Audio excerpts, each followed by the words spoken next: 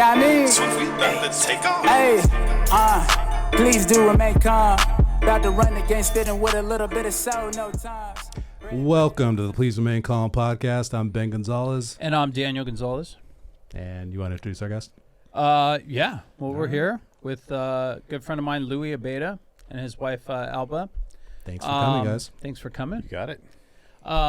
Yeah, interesting story that I think will resonate with every parent out there, especially if you got, I know there's this whole like girl dad hashtag going on, but if you got boys at home that like to do, boy stuff, even if you got girls at home that like to do, these types of things, dirt bike riding, hunting, a lot of different things you guys do with your sons. This story might hit home. It's pretty crazy. Yeah, it's going to be interesting. I guess we'll jump right into it, but the story takes place in Mexico. Yes. Right? Yes. And so I kind of want to, because you guys are both American citizens, right? You live here. Where do you guys live now? Murrieta. Okay, Murrieta, Southern California. Mm-hmm. How'd you wind up in Mexico? It was her fault. It's my fault. Yeah. So my whole family lives in Actually, Baja. It's Baja. Yeah, Baja. Baja. Yeah. Yeah. But I have family all over Mexico, but a big part of my family lives in TJ and Rosarito. Okay. And we ended up getting married out there, and then we bought a place out there. Oh, wow. So we've always had a love for Baja since we've started dating. And I've always been out my whole life. But then, the opportunity came up, and it was actually his idea to move to Mexico. Oh, really? Yeah, when he said, "Hey, let's move to Mexico," we were about a bottle of wine in. Yeah. And he said, No kids at this point, or you No, already yeah. had the boys? We have kids. We have the two boys. We have three now, but we had the two boys, and they were like, I don't know, 1 and 2 or 2 and 3. Probably 2 and 3. Yeah, 2 and 3. And we were just talking one day and just talking about bills, and oh God, we're so overwhelmed, and we're both working, and Standard worries that every Yeah. couple has. It was right at the beginning of the recession, so things were Oh, taking a yeah. bad turn. Everything took a dump. Yeah. yeah. And so he just You're already on the fire department at this point. Yeah. How far in your career? are About you? 10 years, 12. Yeah. Yeah. Okay. So this is 07 or so, around there? This is 12. 12, That okay. was- yeah. Ah, well, okay. the decision was probably 11. 11. 2011. Yeah. So I had 11 years on Yeah. at the time. Yeah. So move to Mexico. And Yeah. He said, "Let's move to Mexico." And I was Yeah. like, "You're crazy. I'm teaching, and you're doing, You're crazy. Yeah, exactly. yeah, Pretty we didn't much, get to the second bottle, and she said, all right, let's Yeah. do it. Yeah. No, by the second bottle, we had a full-on plan. Like, this is what we're doing. We're going to put up our house. We're going to do the whole plan. And then we're like, okay, tomorrow, when we're both sober, Yeah. let's talk it over We'll again. revisit. Yeah, we'll revisit this plan. We've been watching Narcos all night. Yeah. Let's sleep on it. Yeah. Yeah. So then the next day, we thought about it, and we're like, let's do it. So I think by the end of the week or the next week, our house was up for sale already. Whoa. How often were you guys traveling down there already to visit family and stuff like that? Were you familiar Every with? 6 to 8 weeks, probably. Yeah, Oh, quite a really? bit. Yeah. I go. Oh, I don't. 'cause I'm we had going a down bit tomorrow. then. We had the condo. Yeah. Yeah. Oh, okay. Okay. So we So had you the guys condo. already had property. We had property. We split it with her mom. Mm-hmm. So her mom, in the recession, let her house go, which carried the loan for the condo. So the bottle of wine ensued. If we sell our house, we let our loan don't have a go. We go mortgage. live on the beach in Rosarito Yeah. with the kids. And the guy that sold us a house is from Texas. He had little kids that went to a school that he ran and raved about down there, bilingual private school. So our kids are 3 and 4. We can do it. By the time we get there, they'll be 3 and 4. They'll speak Spanish. We'll live on the beach. Yeah. No rent, no mortgage. The kids didn't 2-year speak plan. Spanish at Wow. that time, right? They understood a little lot. Picked up a little bit I've of it. always spoken Spanish to them, so they understood everything. They didn't speak it a lot. I think they were Yeah. a little embarrassed to speak it because they didn't speak it right. Oh, yeah. Yes. That's us, man. Yeah. That's why we've never... Yeah. Like, But I they can get understand through an it. assessment, like Yeah. a patient assessment with Exactly. it. But, like, I always have this discussion with Bernie, my wife. It's like, I would practice Spanish at home if you didn't laugh at me every time I tried to Yes. speak Spanish. You know what I mean? Like, Yeah. I could probably get better at it Yeah. if I wasn't so freaking embarrassed by you, Yeah. like, Yeah. gassing every time I say Oh. something I can a little tell what bit you're stupid. saying for the most part, but Why do you do that to I'm me, Bernie? going to sound like an idiot. Yeah. Yeah. Exactly. Yeah. You speak, you don't speak I Spanish, speak. though, right? Yeah, no. So He a can little get by bit. though. I get Like by. he can. So he that's can a, get but by. that's a You slow down decision the right move, there. too. Like, Yeah. all right, let's move There together. So- is like a big American population of Rosarito, a huge though, right? yeah. A Even huge. people from mainland Mexico. We had some friends from Canada. We had people from everywhere. Korea. Yeah. Yeah. We had So- people. I mean, there were people from everywhere. Probably one of the best things we've ever done. Just Yeah. Yeah. It lived a is. chill life. Enjoyed the time with our kids. Total time, how long were you guys down there? 4 years. 4 years. Yeah. See, now how you describe it, it started to make more sense by the end of it. At first, it's like, bills are tough. let's go move to Mexico. Wait, what? No, no. Yeah, Yeah. that's like a leap that we're those people aren't ready to make. We're a little crazy. We're a little spontaneous. If something like that comes up, we're known to kind of go for it. I mean, what's the worst that can happen, right? We gave ourselves a year, and we're about to find out. That was the craziest right thing. after this. Crossing the border with your stuff and committing, that was crazy. That was the day. The week before like we Beverly moved, Hillbillies kind I of, was right? having a little bit of an anxiety thing. I was like, oh my God, we're actually doing this. Yeah. It was crazy. Especially because there is still danger down there. I mean, it's not the safest place in the world, Neither is South Central or you know what I mean, even Venice. Well, I was working in Watts at one point, like right before that, and then I was working in the middle of Inglewood too, right before that, and I'm like, it's a loss. It's not. We'd be sitting there on the beach with a glass of wine, Yeah. and we'd have DirecTV down there, which gave us U.S. local channels, and we saw the news every day, and we were like, the States is dangerous. But you know what? I'm not going to go to the bad parts of L.A. at night. Yeah, I'm just not going to do that. I'm not going to do that in TJ. I'm not going to go to the bad parts of TJ at night. I know where not to go. I stay out of those areas. I don't deal with the wrong people, and that's that, Yeah. And we lived actually, I think we were more sheltered where we were at. Yes. The neighborhood we were at, our kids were like in a bubble. Yeah. It was amazing. The school was ridiculous. I mean, it looked like Malibu. We were living in Malibu in Mexico. On a golf course. It was ridiculous. Our rent was super low.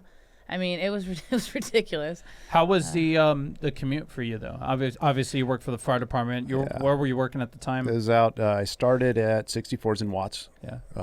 I had a trade buddy, so we worked trades, but basically 3-4 days at work, and then 5-6 days home. Were you taking the train up, or no, were you driving? 2.5 hour drive, and I would come in the night before, stay at my parents'. I mean, there's guys that do that. Grab a bed at the station.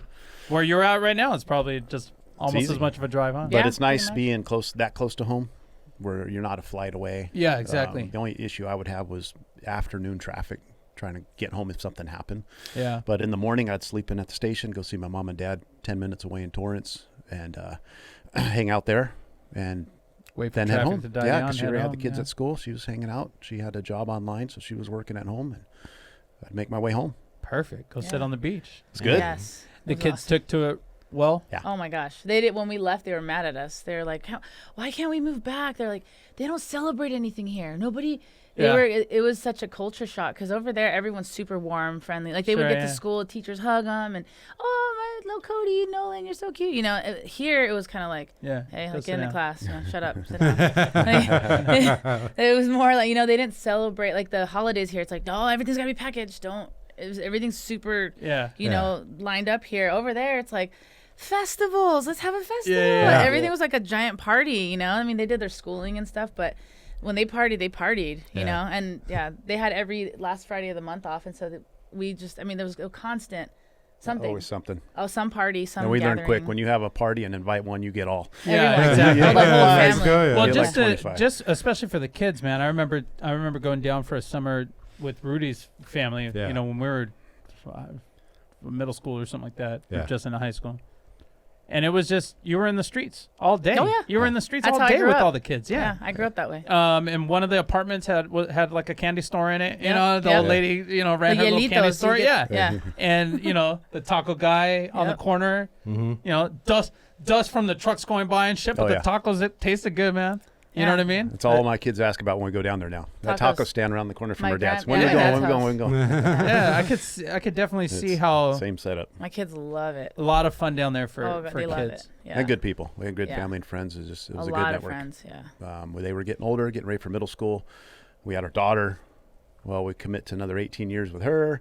The kids are getting middle school. If we do change our mind, we got to come back, and they're going to be in a different program here. The school, they were learning was good, but to come here, it's like, well, they're still in elementary. Let's make the transition and come back. The market was starting to come up again. Yeah. So that's what made our decision to come back. Yeah.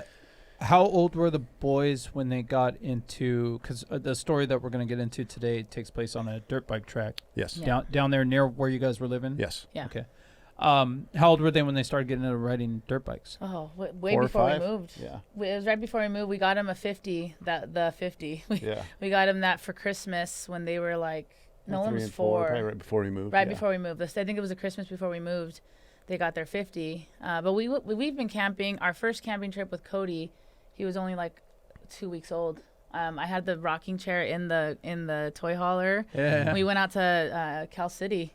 So we've been camping with them since they were newborns. Right. Put them up on my tank. But Yeah. even still, like putting a 4-year-old on a dirt bike to me would be like, there's like, I don't think I could convince my wife to do that. Yeah. But they took to it like Oh, yeah. like nothing, right? They Yeah, love the it. 50s, those little circles, and we only kept them in first Well, that gear. was a nice thing being where we were at too. We got lucky. Our afternoons after school, we'd play football Yeah. over the water, over the ocean down Yeah, there. yeah. Well, there was a vacant lot next door to where we lived too, about 15 acres, and they rode dirt bikes there, right over the perfect. ocean. And they just go in Yeah. circles. They're by Nice. themselves. Yeah. Take You're the not dog out in the hills No, or anything no, like that. no. Yeah, It yeah. was just like they're doing circles in first gear, and that was it. I mean, it wasn't anything major. So now, the track that this happened at was not. You're not talking about the lot next to it. No. But there was an actual dirt bike Yes. track. Yeah. So let's get into that. Day just like any other. Did they have school? Not or really. what? Bad, hard time in my life. My dad was sick, so he was going through cancer. Yeah. He was almost 2 years into it, so going through a lot. He was definitely taking a downhill, so I was not hanging out with the boys a lot. Yeah. So this was the day I got home. My wife's had him a bunch. I've been sometimes going from Rosarito to Torrance just for the day, going home just for the day. Just to spend time. Yeah. Yeah, just so, you know what, I take the boys. There's a track we know about.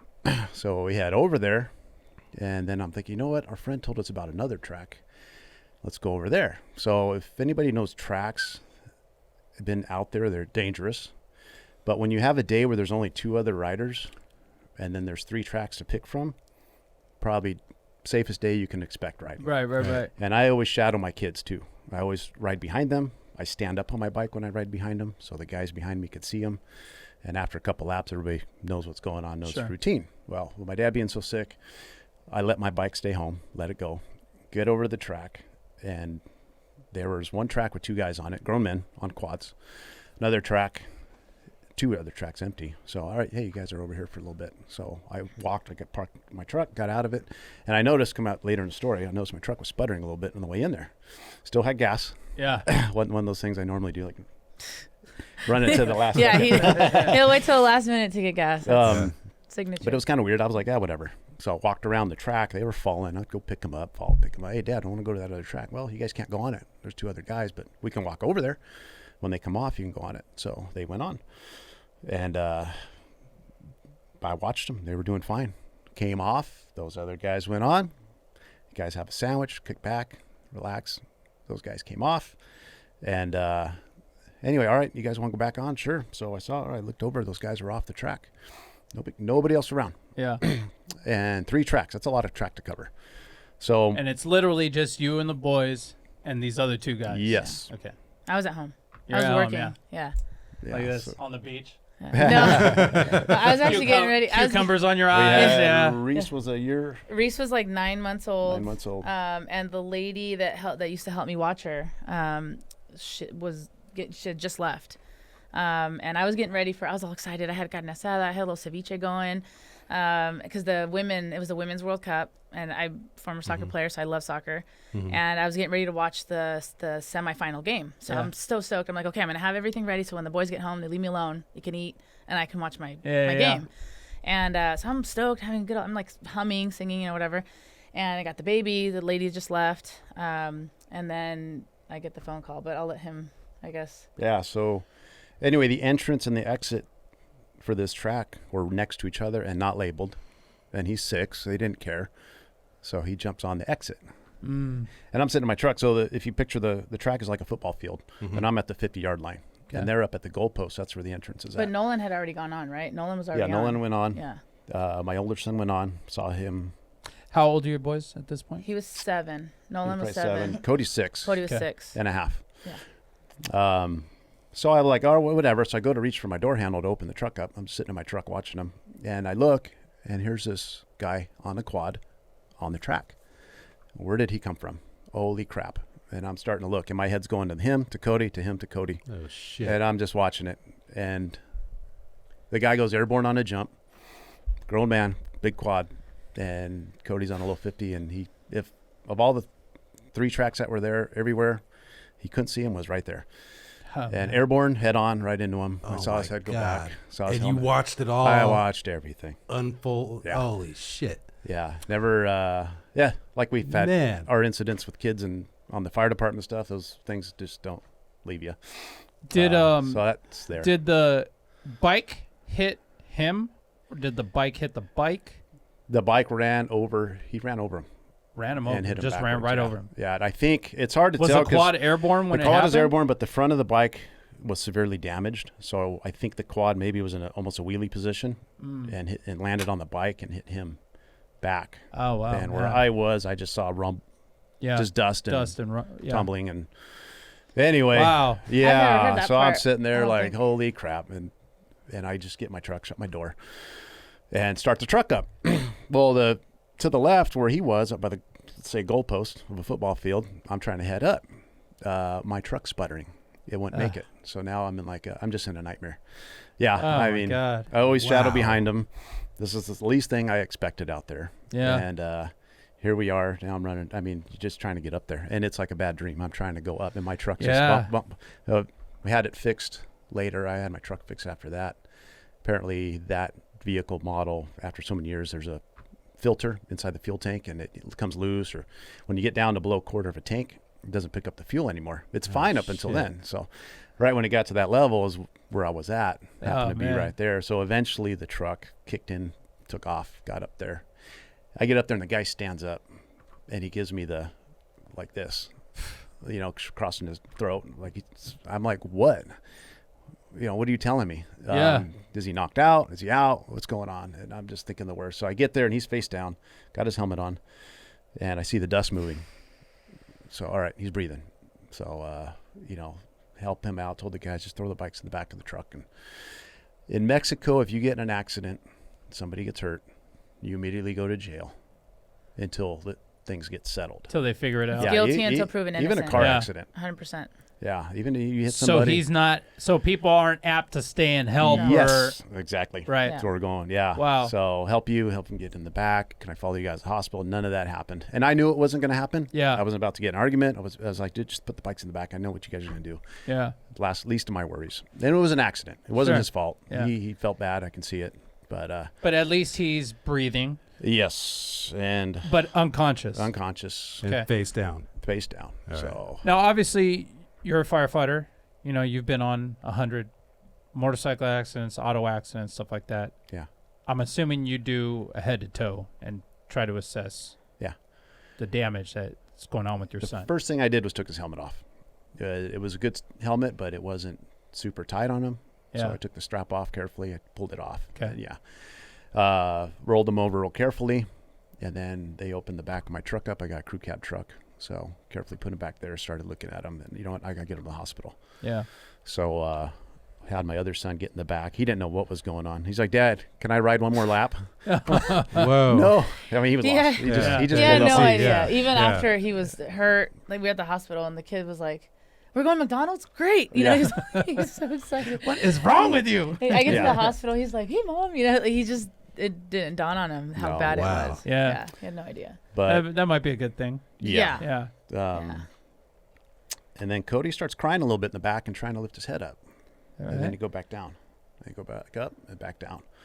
This ain't good. So get him down to a hospital, grab him, carry him in the front door, and it's packed with people.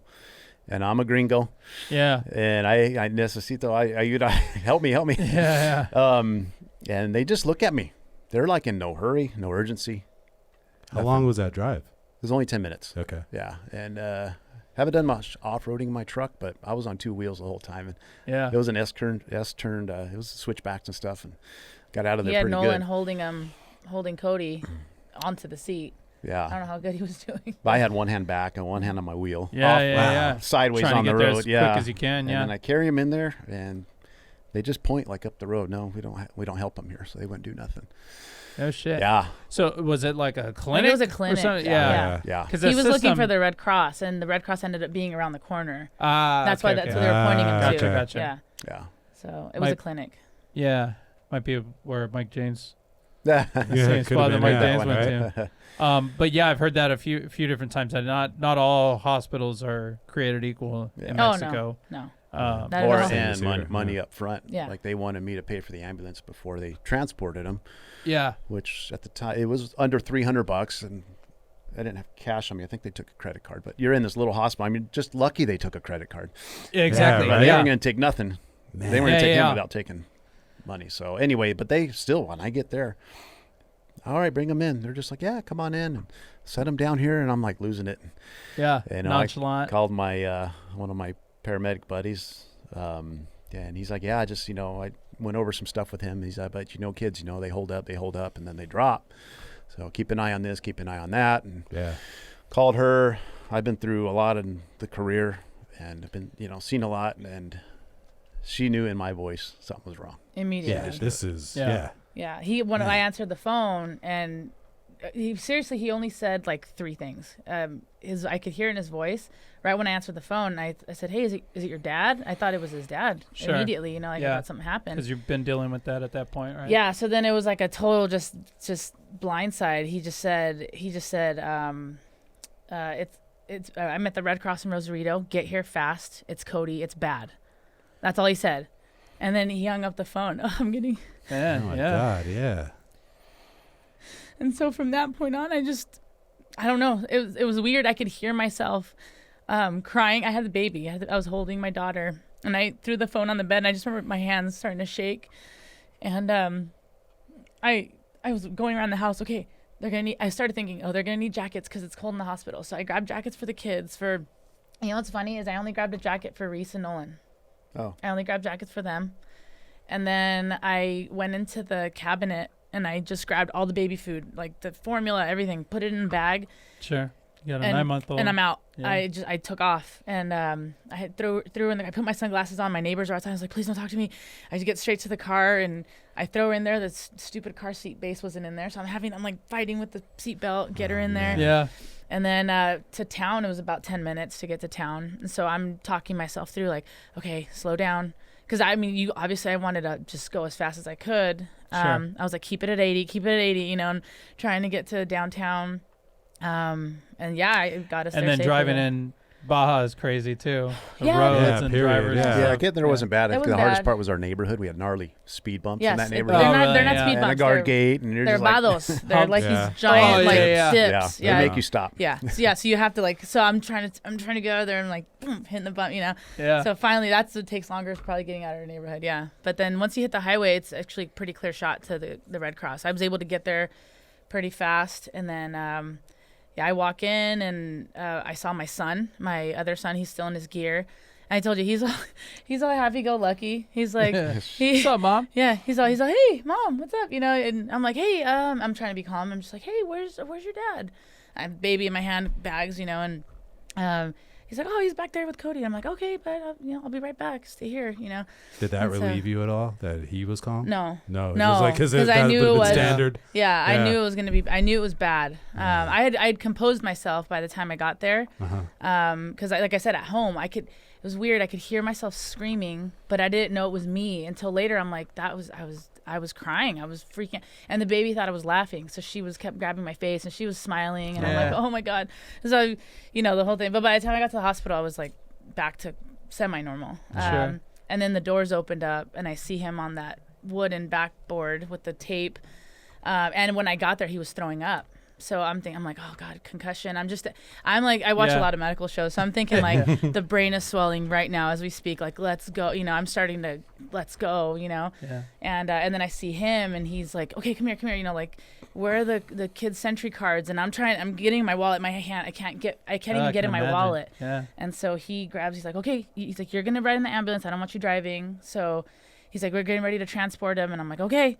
And so it was just quick. It was a quick exchange. What did they do at Red Cross? They did X-rays to see what's broken. No, They got the ambulance going. That's pretty much it. Yeah, they first tried. aid. They tried an IV, which I don't even think they hooked anything up. Yeah. They put a C-collar on him, and then got him. Yeah, C-spine, got him to the ambulance, and then over to the border, which they transported him to another ambulance to Sharp Medical Center in.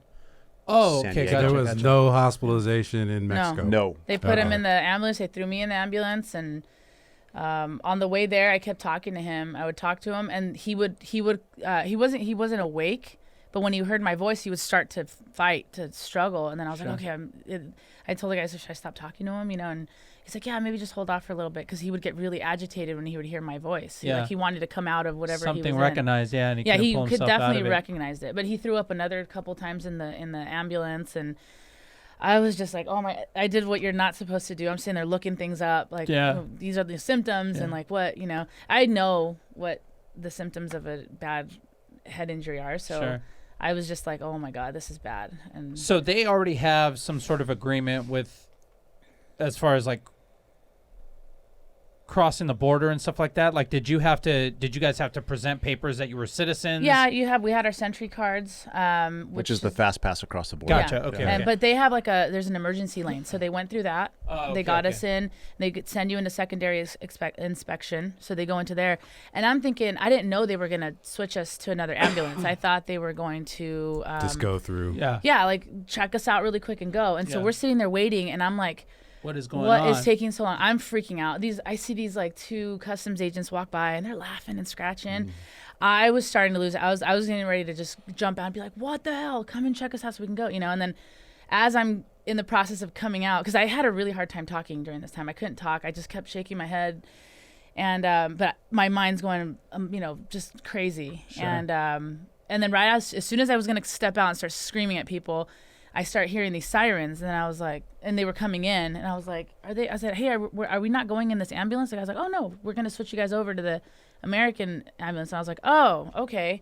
And then that's when they were coming in. It was the fire department from, I don't know, San Isidro, or I think it was San Isidro. Yeah. So they pull in, and then the guy starts talking to me, and was there like a wave of relief at that point? Yes. When it changed hands to the American system, I guess. Yeah, I didn't feel unsafe. I just wanted them to get us to a hospital. Yeah, like I felt some definitive once care. He was in the ambulance, I was like, all right, let's go, let's do this. Let's get there. Yeah. So the whole ride, like from the Red Cross to get to San Diego, like 45 minutes or so. Or what would you say from the accident to when you actually got? Probably an hour and a half. Yeah, that's not too bad. By the time we got there, that's not too bad, man. No. Yeah. He was pretty quick with it. I mean, getting him to the Red Cross and then the ambulance, and let's go. Everything was like, let's get out of here. Well, on a typical trauma call, they talk about the golden hour. Yeah. With trauma incidents, it's different than a medical and emergency, because typically, and that's why we have trauma centers, and they're strategically placed across the county, different cities and stuff like that, to be within 20 minutes, basically, of any part of the city, essentially. Right. And if if we're in the very southwest corner of our district in Venice, and we get a trauma at 5:00 in the afternoon when it's traffic, rush hour traffic and stuff like that, we have the ability to call for a helicopter to come and land at Venice High and fly a kid over to Children's Hospital or something like that. Oh my gosh, that would have made all the difference. So when you're in a different healthcare system, basically, where you don't have that. I mean, they don't have a 911 system where you call 911, you get an ambulance there. Normally, if it was somewhere here, somebody you'd be on the guy that hit you, your kid would probably be on a cell phone.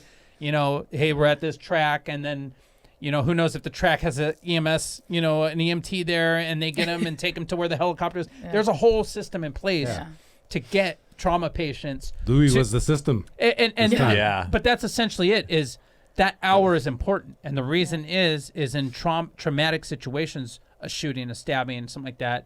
There's been studies done, by much smarter people than us that said, hey, if you get onto an operating table within the first hour of any trauma, it gives you the biggest chance of survival. The quicker you get there, the better. But ultimately, the idea is that with traumatic injuries, you're going to save that person's life on an operating table, for the most part. Right. Yeah. You know what I mean? That's looking at the worst case scenario. So to be in a situation like that, where that system doesn't exist, an hour and a half, man, that's not that bad. To have him, back into the U.S. healthcare system and on his way to a trauma center. But it starts with him flying in the truck, off-roading, one hand on the back seat with his other kid holding the kid. It does, though, man. That's crazy. Yeah. You do it. It's sometimes we'll get called out to something. Even with medical calls, we'll get there and the hospital's like a block and a half away. But it took us.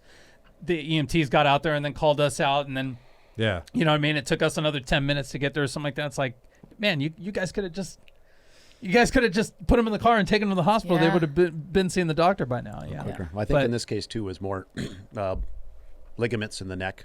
Yeah. It wasn't nothing internal bleeding, no external We got wounds. lucky with that. Okay. He was wearing everything. He was wearing the full gear, which is the first thing that the fireman asked me when we crossed the border. Oh yeah. He goes, was he, I mean, like I said, I wasn't there. So the guy goes, was he wearing his helmet? Was he wearing a chest? I'm like, he better have been. I was like, I mean, I'm assuming, if he's as okay as he is. I mean, so he was you bad, stayed in Baja with the other kids? Well, yeah, we just. You followed in the when she truck or took what? off, I just settled down for a little bit. Sure. And I parked my truck. We had her Suburban she brought.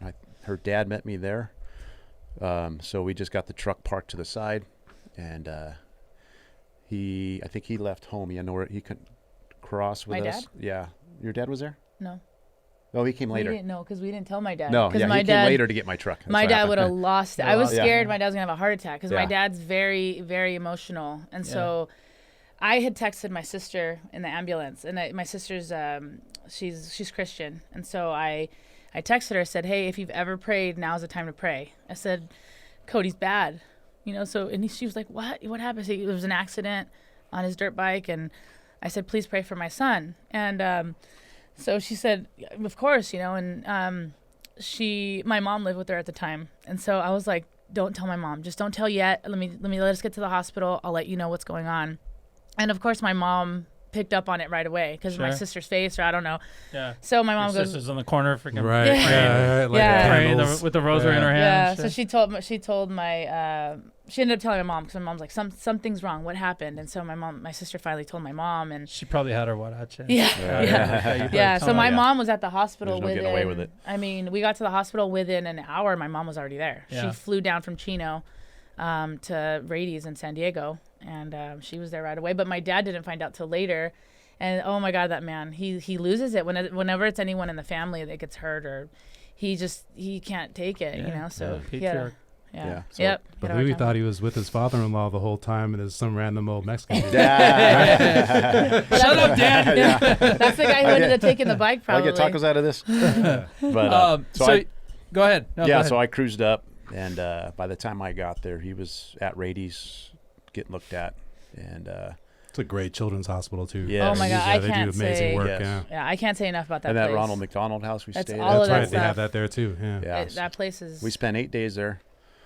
End up hurting his knee too, so they found some. I He forgot. broke. He broke. It was Chipped knee the. bone, or I think it was you the could tell. femur or the whatever broke a piece of the piece of the femur came off with the knee ligament. Okay. He didn't wake up. He didn't wake up till the next day. We didn't know. Yeah, we didn't know until later because it took him. We got 24 there hours to come around. So about to really come Oh, around. wow. He woke up I think in the morning hours. So when we got there, it was the whole trauma thing. Like they throw him in Sure.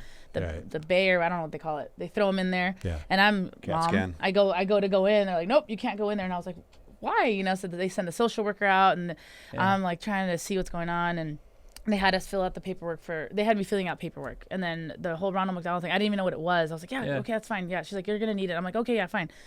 And then they took him straight to CAT scan. I think that's about the time you got there. And then we ended up meeting in the room.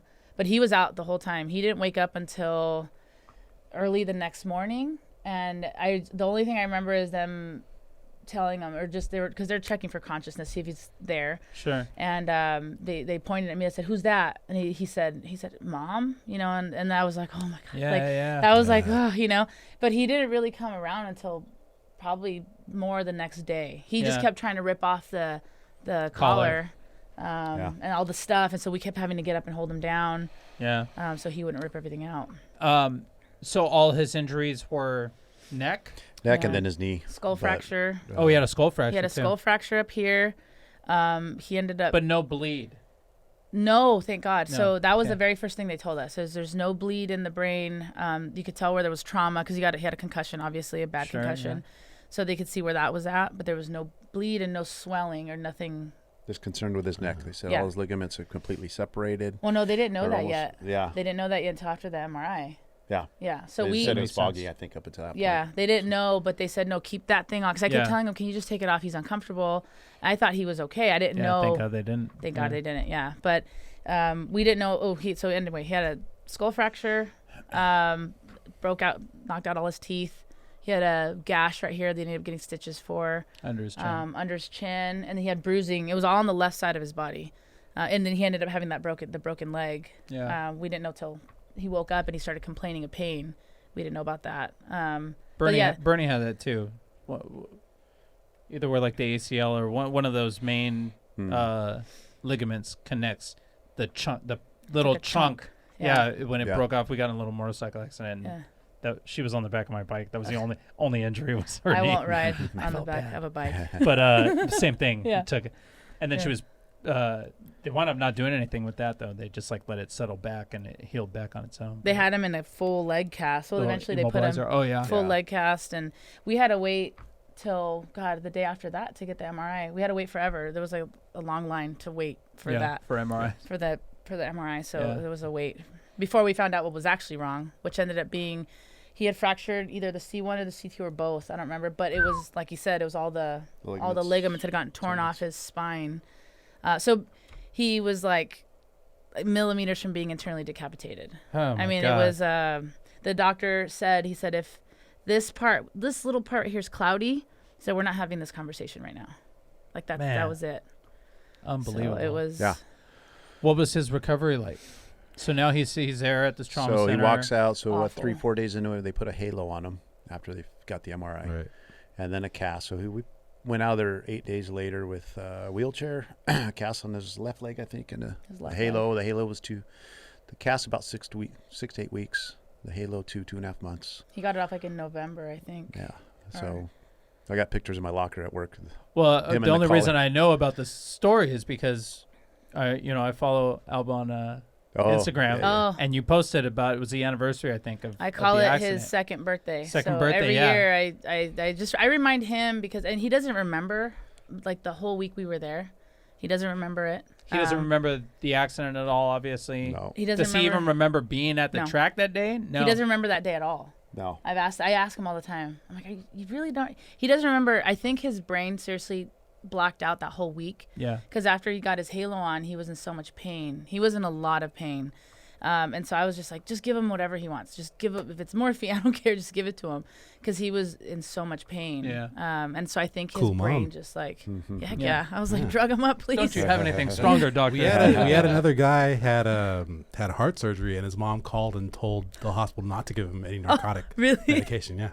I was like, drug him up. I'll take care of it everything. afterwards. Yeah. Yeah. Yeah, poor kid. I couldn't stand seeing him in pain. That was I can that only was imagine. tough. Yeah. That was some helmet. Yeah. The chest Yeah. protector. Should invest. He had marks right here from the chest protector from where it pushed Better- down on his body. Yeah, better that than a tire. heck yeah. You know? Yeah. Yeah. But that just goes to show anything you do, that could be dangerous. If there's safety equipment out there, Yeah. wear it. Especially if you're a parent and you're taking your kids out there. There's football, lacrosse, all those sports that kids play, even jiu-jitsu, wrestling, stuff like that. Wear the safety equipment if it's there to be worn. I mean, I think this is a prime example of how important that stuff is.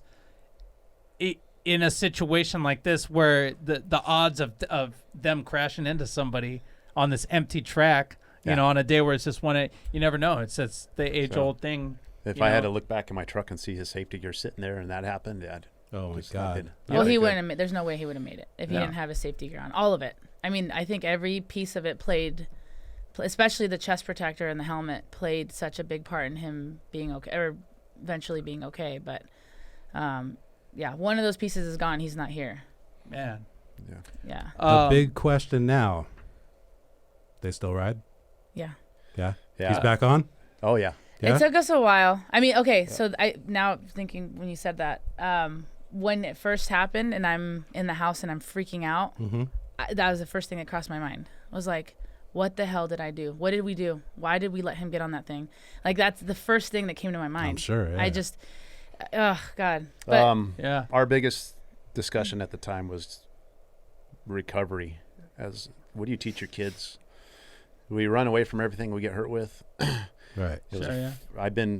I've seen in my life on and off duty freak accidents, bad course. things. Yeah. What do you teach? Do we stop? Because I've been riding about 20 years. I did the Baja 500 just before this. And it's something we enjoy doing. Like I said, we do it at the beach down there. And we could easily pick other stuff. And we do other stuff. But I mean, we're not going to run away every time something happens. Sure, yeah. And, but I mean, for how your many son, years? though, was it ever a question with him you wanted to get back on? he was one of the things he asked when he woke up, what happened to my bike? Yeah. And what actually happened to it was at the hospital, when I parked my truck, I put one of the bikes that was okay in the back cab, and his I threw in the back of the truck, and I said, that'll get stolen. Yeah. And it did. Sure enough. It was So gone. it's gone. Sure enough. So That guy that he thought was my dad is the good guy. Yeah. He's like this riding home Sold on the it. bike, yeah. So anyway, the other bike was still in the back of the truck, but I said, hey, you got some recovering to do. We'll think about a new bike in the future. I was just trying to cheer him up. Sure. And I Of had no course. idea at the time what we were going to do, but the more we talked about it, I said, well, we're not going to run away from something. It was a freak accident. And, it's not like we ride all the time, but when we go, we enjoy ourselves. We camp, we go out and do stuff. And let's just take our time and figure it out. And we'll go, give it 6 months, 8 months. And by about 10 months later, We talked, he got back on a bike. Did you guys tell his surgeon? No. I don't even. Well, at that point, he'd been released. Well, I think one so- of the nurses was in the room when he asked me about his bike. Yeah. So we'll get you another one day. Don't worry. you know what? The She was like doctor- ready to kill me. Well, no, the doctor in the hospital, when we were in the hospital, when he was messed up still, he came in because I think he could read it on our faces that we were just kind of like, oh my God. I don't know. Guilt isn't the word, but I don't know. They got hurt. So we told him I was on a dirt bike. And he was like, hold on. He's like, before we move on, let me tell you something. And he said, because I think he could read it on our faces. He just said, you know what the majority of the accidents that I get are from? And I was like, no. He said, well, most of them are freak accidents. Skateboards. He said, I get kids dying in here all the time because they hit their head on the Bonk their sidewalk head, or the majority of the injuries were from skateboards. Or they crossed the street and they got hit by a car or bike accidents. He said You're not going to escape it if no, it's... he said it happens, and I mean we talked about it. I mean, God, extensively about are we going to let them back on? And I mean, my thing is, I played soccer for however many years, 15 years or whatever. I got knocked out. I don't know how many times. I was a goalie. I've broken a bunch of bones, tib fib on one. Yeah. I mean, bad injuries, Yeah. Concussions that never got diagnosed. And I mean, you could be playing sports and I could get whacked, and there you go. Yep. So.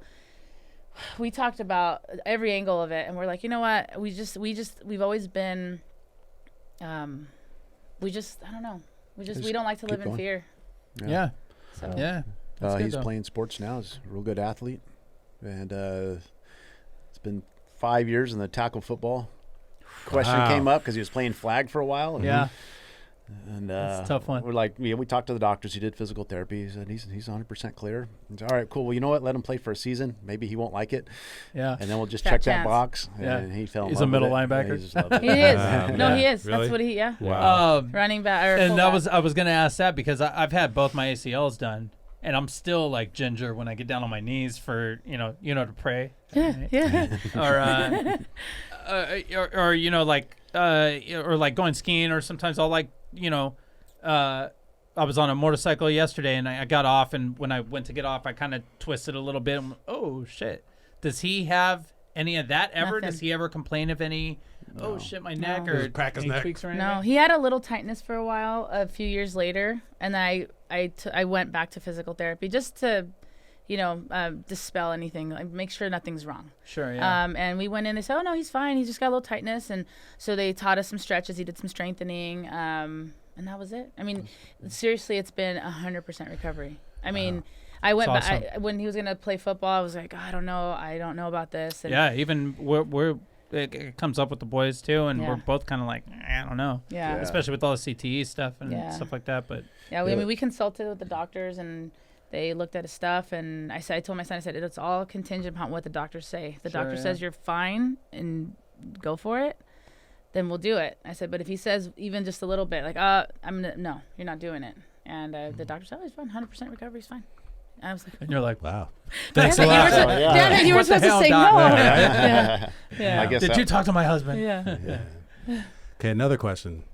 Did you ever wind up telling your dad what happened? Oh, yeah, Oh, yeah. yeah. So, yeah, with it. So he found out. This is how he finds out. Yeah, Oh, he- here's the old I told podcast. you so. Yeah. You guys should What be on the- bikes and Yeah. stuff. hell? Yeah, we Yeah. found. He did that. Like, oh, he did that. Like, oh, I told the bikes and blah blah blah. And because my dad's always, well, I don't know. My brother used to get on bikes and stuff, but with no did it gear. But he was so just torn up about it. And then the kids, the next day they had their ceremony, their closing ceremonies for school, where they get their awards and all. And so my dad, I asked him, I said, hey, would you take Nolan? Because, you know, I don't want him to miss out just because we're in the hospital with Cody. I want things to be as normal as possible for them. Sure, yeah. And so, and everybody at the school knew my dad. So my dad goes and takes Nolan the next day. First question, they're like, hey, where's Cody? First person to ask me was like, and he told them what happened. And then I started getting all these messages because all our friends, you know, I hadn't told anybody. I don't know. It was weird. Like when something like that happens, like, you know, some people will go on social media and post a bunch of stuff. I couldn't. I was like, okay, I'm going to have this WhatsApp, like a forum with our friends from school, my family. And that was it. Because his dad was really sick too. So we didn't want his family to find out. Because we didn't want to put they more didn't of need that worry. Oh my God! If they they found out at that time, it would have been not good. It just wasn't good. We had some of our friends cross the border and come visit us. Some of the teachers came and visited us. We had firemen buddies that would come down and visit us. Yeah. Well, we ended up staying. We ended up staying at that Ronald McDonald House for the whole week. I mean, the first night we were like taking turns holding his hand and. You know, at the hospital. Yeah. And, but then it was all you can eat Big Macs and. They did have a McDonald's. Let's get into that. The Ronald McDonald House. Yeah. Does the ice cream machine work? Ooh, I don't remember. I don't remember that. No, you know what they did. Nolan, yes, they did. Nolan was like. Heard it here. Over the best for those kids. Yeah, right? you know what? He got spoiled over Cody's injury. But yeah, let's talk about that. What exactly is a Ronald McDonald House? Go ahead. Okay. No, I didn't know what it was. I mean, I had heard of it, but didn't really know much. Like I said, they had me fill the paperwork when we got there. The lady's like, "Oh, you're gonna need this," and I was like, "Okay, yeah, sure, whatever." Last thing you wanted was But like a day in, we were exhausted, and I was in like shorts and a little tank top. I was freezing. I didn't have a tooth. I mean, my sister ended up bringing me some stuff, but we didn't have anything. And the lady comes in. She goes, "Oh, good news! You got into the Ronald McDonald House." And I was like, "What's that?" And she's like, "Well, you guys can go take a tour." So when my mom got there, the two of us went across the street. This place, oh my God, it's sent from heaven. Like they have. It's a hotel. It's a hotel for parents or families that have their kids at the hospital. Right. And they have, breakfast, lunch, and dinner, snacks for off hours. They always have coffee going. They have a playground for the siblings. They have a school for the siblings. Oh, wow. Video game room, basketball courts. And it's all paid for. Yes, laundry. Yeah. And the people that are serving are volunteers, so people volunteer there. As a group. I think they go as a group every day. Yeah, they go as a group. I think for lunch and dinner. I'm not sure for breakfast. Yeah. So and they cook meals. Real nice. Good meals. And then you walk into your room. We had I think just a king size bed. It's a hotel room basically. Yeah. But they had a hand sewn quilt with razors, deodorant, anything you could think of that you could possibly need. Yeah. It's there. I mean, I was in tears because I was like, what is, oh my gosh, you know?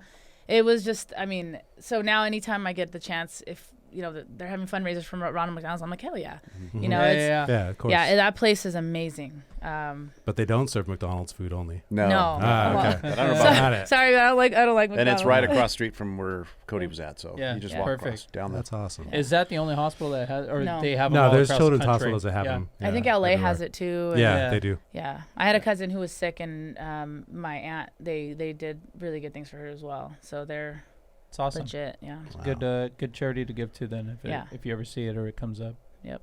Yeah. We have been doing this show for about 6 months now, and this is the worst story I've heard. This was horrific. Yeah. Like, dude, like you lived my nightmare, man. I'm sorry. I don't know how. Yeah. Yeah, and you know when it happened, you're okay. Cool, he's talking. What if he's paralyzed? You're like, that, well, I'll take watching this. it unfold. Yes. And watching the image won't leave. That's like the. I can't imagine. I think the second I heard he didn't have a brain bleed and his brain wasn't swollen, I was like, I don't care. Whatever happens from this point on, like he said, didn't paralyzed. expect we'd be here with 100% recovery. No, Yeah. I was like, we'll deal with it when it comes. But right now he's alive, and that was. Yeah. I remember just feeling relief, and then after that, I was like, all right, let's do this. Like I didn't.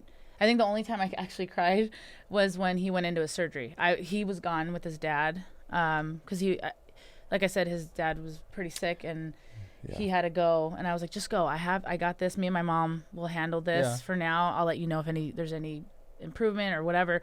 We didn't know he had to have the halo on at that point or what was wrong with his neck. So what kind of surgery did he have? they just to put the halo on. Oh, gotcha. Because that's actually drilled into. They drill it into your skull. Yeah, into the skull. So he still has Make 2, sure and you're then moving. Yeah. yeah, and then when they took him in, or they were gonna take him in, I was like, wait, what's happening? What are you guys doing? Oh, he's had surgery, and I'm like, yeah, what the hell? what do you mean he has surgery? Oh, the doctor hasn't talked. No, the doctor has not talked to me. As you sip on your McDonald's milkshake. Yeah. My Big Mac in one Nobody hand. told me that. Yeah. So then, I had to make the decision to sign everything without him there, and I was.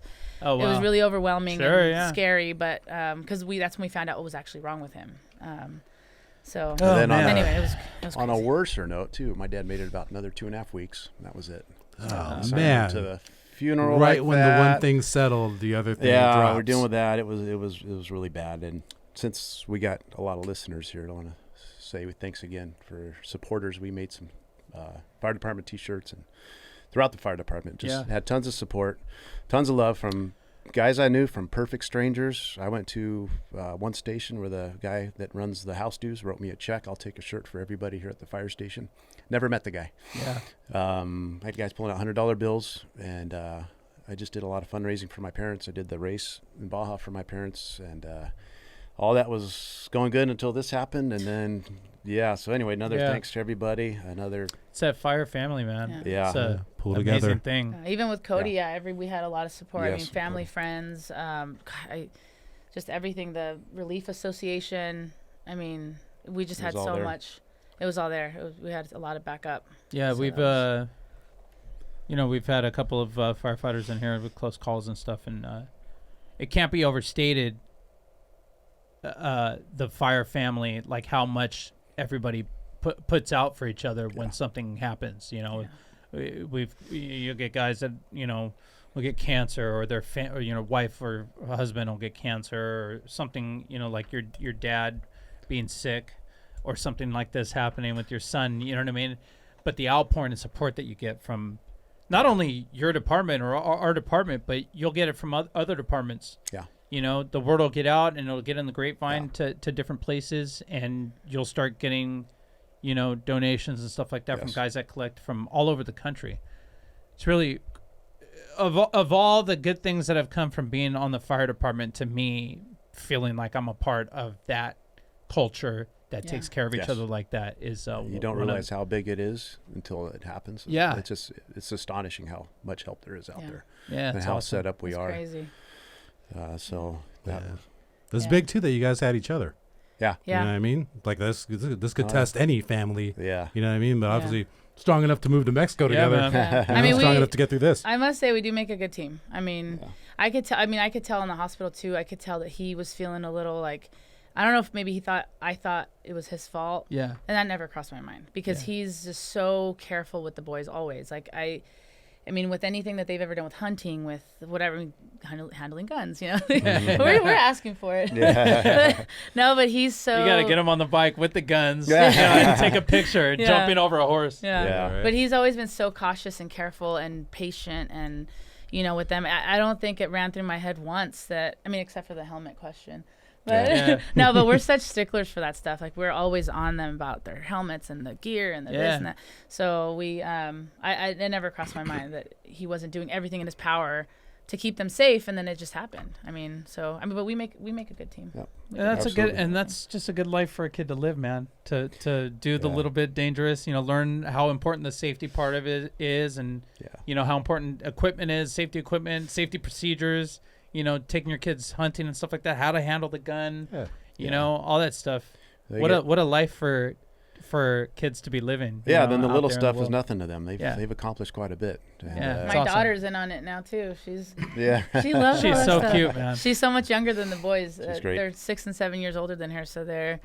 You can tell she wants to keep up with them, Everything. and be Yeah. one of them. Yeah. And the That's football is it's a crazy idea too. But the first time I watched him practice, and he's out there getting his butt kicked, getting yelled at by the coaches. Yeah. And he gets back in the car and he can't wait for the next practice. Yeah, That stuff it's makes great. you proud. You just, Yeah. There it is. You're, Well, that's you're what going makes up. You're not that's what staying. makes a good quality man too, or human. You know what I mean? Is facing a little adversity, getting over it. Learning how to get back up, dust yourself off, and get back in the ball game. Yeah. So that's awesome. I have a lot of a lot of respect for the way you guys are raising the boys, and Thank I you. see you taking them out hunting and stuff like that. And I go, fuck, man, I wish I knew how to hunt. Shit, I wish I wasn't scared of dirt bikes. It's crazy. I think I always tell my buddies we live a broke life, but I got $1 million photo album. Yeah, hell yeah. Hey, that's important though, We man. do. It's dude. moments, it's experiences. You know what I mean? Totally. Like that's missing a lot in people's lives these days, and definitely in kids. You know, like with the pandemic and everything, even our kids aren't doing all the stuff that they used to do, jiu-jitsu and baseball and all that stuff, and you know, playing a little bit more video games and stuff like that. And it's like, shit, man, I wish, you know, it's important that they're out there doing those things and breathing oxygen and seeing the trees and seeing the sunrise, you know, duck hunting and stuff like ours that. has been, they've been super into fishing lately, freshwater. I mean, that's every pond by our house. They're there hours and hours. I mean, for 2 kids that are 12 and 13, I mean, for bass that are like this big, they love it. I'm like, hey, cool. I'd rather you guys be doing that than anything. I'll drive you. That's fine. You know? Awesome. My boys have a VR set. They got nothing in their hand. They go like this. I'm like, what are you doing? We're catching fish, Dad. I'm like, all right, sweet. When they play their hunting game, he's like, Mom, check out my deer. I'm like, your virtual deer? And he's like, oh, you gotta be such a buzzkill, He's Mom. dragging it across the living room. I always make fun of him. So I'm like, oh yeah, your virtual That's funny, deer? man. Cool. Well, shit. Amazing story, guys. Thank you for sharing that. I know it's tough Glad to you thought of talk us. about. Yeah. I hadn't heard some of that. So See, hey, that was we're breaking down And I barriers. forgot I here. didn't have her dad there. I had somebody else. All right. But A lot of it's a blur, but thanks for the invite.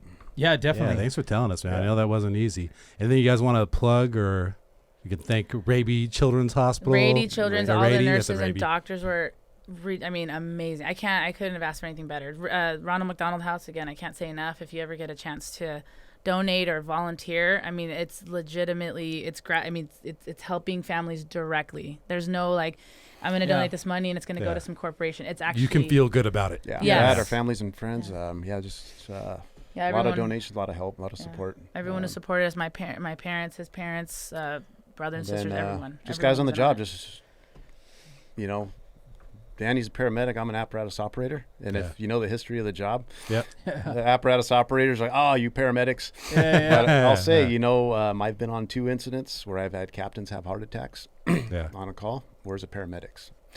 Where's the paramedics when somebody's hurt inside on the burning building? We need that rescue right there, right now. Who was the first person I called when my son got hurt? Was my buddy Art Rodriguez, paramedic. Probably one of our bigger supporters is Kent Gladinas. He's an apparatus operator at 78s, big supporter, help, and just everybody along the way. It was good. It helped us recover. Yeah. But awesome, the guys out to the valley, I probably seen more children incidents on that side of the hill, Santa Fernando Valley versus here. A lot more. So my buddies out there in the valley, just if you got any bad incidents you need to talk about, you need help with, anywhere in the city, any firemen in general, but out there was a big impact. We've seen from drownings to big TAs. Yeah. I've had multiple cars with 3-4 kids in each car. Is that where you're working out now, in the valley? No, I'm out in Harbor City now. So I okay. was in Venice with Daniel for almost 5 years. Oh, okay. But from Watts to Venice, East LA, and now Harbor City, the valley was above and beyond. Yeah. More kid incidents. There's no children's spots down there too. Fly a lot more kids out, you know, to children's from there too. Yeah, so we're seeing the helicopters coming in. I think that was the most I've ever seen him shaken when he was out in the valley. And he's usually pretty even keel. I mean, you know, whatever, fireman, I guess mentality. Kid incidents are hard. But the only times I ever saw him come home shook up ever was when he came home from those incidents. And I could remember like 3 of them that were awful. Yeah. And, put me off duty. Yeah. A string of bad kids incidents before, put me off duty for a month. Most of it was even but we'll get into that. It's a whole nother show. It's not easy, man. No. Yeah. Well, thank you for coming out, guys. Really appreciate you sharing the story. I think it's a super interesting story and it might help people in the future. Hopefully. You know, Yeah, that was having amazing. your kid out there. Hit us up if they got anything. You can follow me at Danny Gonzo34 on Instagram and Twitter. Follow me at Ben9Humor, Ben number 9 Humor. All the opinions and things that we said here are ours alone. They do not reflect the opinions of the Los Angeles City Fire Department or the LA County Department of Health Services. And you can also follow the show at PRC Pod on Instagram and Twitter. And you can email us, contactprcpod@gmail.com if you got any questions, suggestions, want to be a guest, want a t-shirt, want a sticker. All right. Thank you. Thank Thank you. you. Thank you. Yeah. Hey. All right. Hey. Yeah, I mean. So we about to take off. Hey. Please do remain calm. About to run against it and with a little bit of soul, no times.